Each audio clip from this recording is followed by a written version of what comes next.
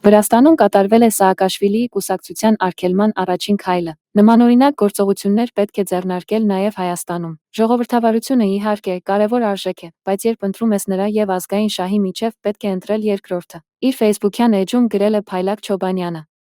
Իշխանափոխությունից հետո, անձամբ ես նոր իշխանություններից ի թիվս այլ հարցերի, ակնկալելու եմ թափանցիկ և արդար դատավարություն քաղաքացիական պայմանագիր կոչվող հանցագործ դավաճանների խմբակի հանդեպ, ասել է թե. Հայկական Նյուրնբերգ։ Դատավարությունից հետո պետք է տրվի նրանց կառավարման ժամանակաշրջանի հստակ քաղաքական և հասարակական գնահատականը, որը պետք է ամրագրվի ոչ միայն փորձագիտական եզրակացություններում, այլև պատմության դասագրքերում, որպեսզի հետագայում ոչ ոք չփորձի նրանց արդարացնել։ Այդ ընթացքում Նիկոլը, Աննան, Սուրիկը, Ալենը և մյուսները իրենց գործած բազմաթիվ մեղքերի համար պետք է կրեն իրենց արդար պատիժը, փտելով բանտերում։